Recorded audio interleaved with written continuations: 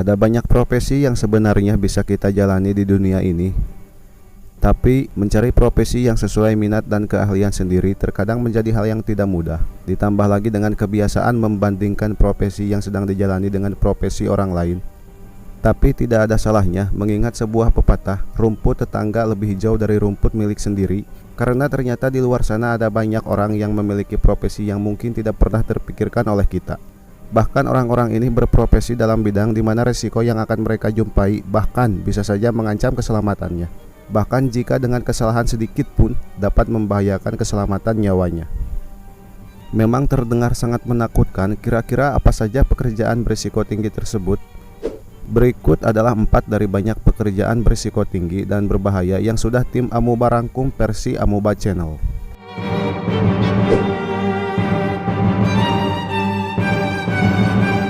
Pekerjaan berisiko tinggi di urutan pertama adalah nelayan kepiting Alaska. Besar kecil cuan atau bayaran dari setiap pekerjaan tentu sudah diperhitungkan dengan tanggung jawab dan resiko yang dihadapi. Tapi jika bayarannya mahal, maka tidak jarang profesi berbahaya pun rela dikerjakan walaupun nyawa harus menjadi taruhannya. Salah satu dari pekerjaan berisiko tinggi yang bahkan membahayakan diantaranya menjadi nelayan kepiting Alaska. Kepiting mungkin menjadi salah satu makanan favorit kelas mewah, apalagi seperti kepiting besar Alaska. Satu ekor kepiting Alaska saja bisa dijual kurang lebih 2 juta rupiah. Dan memang ada alasannya mengapa kepiting ini dihargai begitu sangat mahal. Ternyata pekerjaan penangkapan kepiting Alaska ini memang sangat sulit dan memiliki risiko tinggi yang cukup berbahaya. Bahkan nyawa para nelayan pun jadi taruhannya karena penangkapan kepiting ini biasa dilakukan di tengah laut dan bercuaca dingin yang sangat ekstrim. Pekerjaan ini menjadi salah satu pekerjaan paling berbahaya yang ada di dunia. Kemungkinan untuk cedera dan terluka berisiko 50 kali lebih besar dari pekerjaan pada umumnya. Penangkapan kepiting Raja Alaska dilakukan di musim gugur dan dingin antara bulan Oktober dan Januari. Di saat itu kepiting-kepiting Alaska keluar dari sarangnya. Kapten kapal bergantung pada intuisi dan insting untuk menemukan lokasi yang terbaik untuk menangkap kepiting ini. Untuk menangkapnya, nelayan menggunakan perangkap pajak yang sebelumnya sudah diberi umpan, kemudian perangkap itu akan dijatuhkan ke dasar laut. Meskipun pekerjaan ini diadakan kira-kira 2 bulan dalam setahun, menurut data yang berhasil tim Amoeba kumpulkan dari beberapa sumber, untuk kerja 1 bulan saja pekerja akan dibayar kira-kira 300 juta hingga 1,3 miliar rupiah, tergantung hasil tangkapan kepitingnya. Walaupun gaji yang ditawarkan sangat tinggi, tapi banyak orang yang mundur untuk tidak memilih pekerjaan ini karena mengetahui begitu besar risikonya. Waktu di tengah lautan yang dingin, pekerja harus siap dan sigap dengan situasi yang akan terjadi. Dengan suhu di bawah minus 0 derajat, pekerja harus bertahan dan beraktivitas sepanjang hari selama 20 jam setiap harinya. Ditambah lagi serangan dari kepiting liar ini saat ditangkap. Bahkan di antara pekerja ada yang tidur tergeletak di mana saja karena kelelahan. Mengingat pekerjaan ini merupakan pekerjaan yang berisiko sangat tinggi, pantas saja bayaran buat para nelayan penangkap kepiting Alaska ini begitu besar. Profesi berisiko tinggi di urutan kedua ada tukang las di dalam lautan. Banyak profesi di dunia yang memiliki pendapatan besar mulai dari puluhan juta bahkan hingga ratusan juta per tahunnya. Beberapa di antara pekerjaan dengan gaji besar ini terdapat profesi unik yang tidak banyak kita ketahui. Salah satunya adalah tukang las di bawah laut. Profesi sebagai tukang las di bawah laut ini merupakan pekerjaan nyata, bahkan pekerjanya diberikan gaji yang cukup fantastis. Wow! Salah satu dari beberapa risiko dalam pekerjaan di bidang pengelasan bawah air ini diantaranya pekerja akan dihadapkan dengan aliran arus listrik.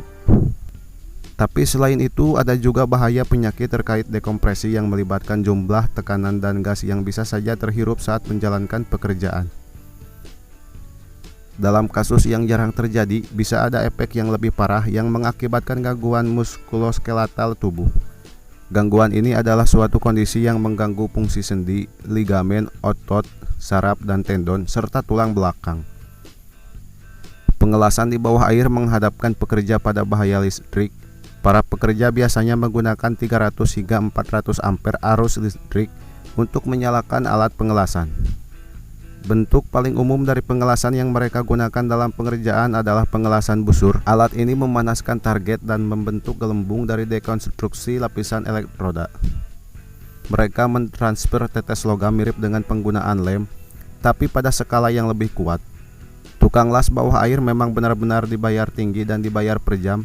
Tentu saja, hal ini sebanding dengan bahayanya resiko yang bisa kapan saja membahayakan keselamatan mereka.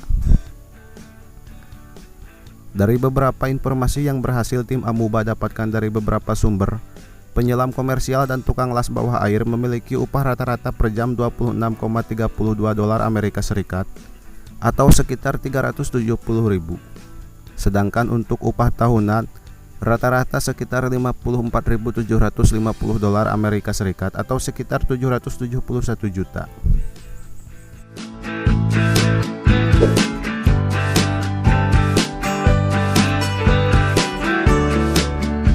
Profesi berisiko tinggi di urutan ketiga selanjutnya ada pembersih ranjau darat atau yang biasa disebut dengan landmine remover. Dari nama profesinya saja terlihat jika pekerjaan ini benar-benar harus dilakukan dengan sangat hati-hati karena harus bergelut dengan alat peledak. Sebab dengan melakukan kesalahan sedikit pun resikonya dapat membahayakan keselamatan bahkan bisa mengancam nyawanya. Menurut informasi yang berhasil tim Amuba dapatkan dari beberapa sumber, ada sekitar 50 bahkan 60 negara yang masih memiliki ranjau yang terkubur di tanah yang berpotensi membahayakan siapa saja yang melewatinya. Beberapa pekerja pembersih ranjau darat dipekerjakan oleh organisasi kemanusiaan internasional. Tapi ada pula penduduk lokal yang ingin bergabung agar mendapatkan uang.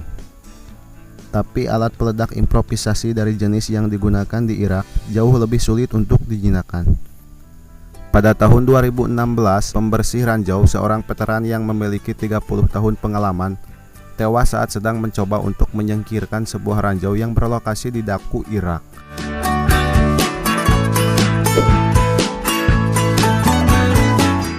Di urutan keempat ada pembersih kaca gedung bertingkat. Gedung-gedung pencakar langit yang menjulang tinggi dapat dengan mudah dijumpai di kota-kota Indonesia saat ini. Deretan kaca-kaca yang tersusun rapi membuat bangunan gedung ini tampak indah saat siang maupun malam. Tapi ada sosok yang berjasa di balik kilau dan bening kaca yang membuat gedung-gedung tinggi ini terlihat bagus. Mereka sang pekerja pembersih kaca atau yang dikenal gondolamen. Demi membuat kaca di gedung-gedung tetap bersih dan berkilau, para pekerja pembersih kaca mau tidak mau harus rela bertaruh nyawa. Mereka membersihkan kaca dan dinding gedung satu persatu, diawali dari lantai paling atas hingga paling bawah bangunan. Cuaca tak menentu adalah musuh utama bagi mereka. Dari panas terik matahari yang menyilaukan sampai hujan deras yang datang tiba-tiba. Kendala lainnya adalah angin. Saat angin berhembus kencang bisa saja membuat tali yang jadi pengamannya bergoyang. Fokus dan tetap waspada menjadi kewajiban orang-orang yang berprofesi di bidang ini. Sebelum beraksi mereka harus memperhatikan alat dan perlengkapan. Semua harus sesuai dengan standar keselamatan. Pekerjaan ini sudah ada aturannya dan bersertifikat sesuai Peraturan Menteri Tenaga Kerja Nomor 9 Tahun 2016 tentang K3 dalam pekerjaan di ketinggian. Tali pengaman tubuh, helm, kacamata hitam, dan sarung tangan adalah benda yang tidak boleh dilupakan. Bekerja sebagai pembersih kaca gedung, di tangannya membawa ember, kain lap, air, dan tentu saja cairan pembersih. Semua itu dilakukan agar kemegahan gedung pencakar langit ini tetap terjaga, tidak kusam, tidak kotor, tidak berjamur, dan tetap berkilau indah dipandang mata. Itu tadi 4 di antara pekerjaan yang berisiko tinggi, pekerjaan yang membutuhkan mental dan keberanian yang sangat kuat. Semoga video-video di channel Amuba dapat menghibur dan bermanfaat untuk kita semua. Jangan lupa like, comment, share, dan subscribe channel ini. Adios. Kasbon rokok sama kopi belum lunas.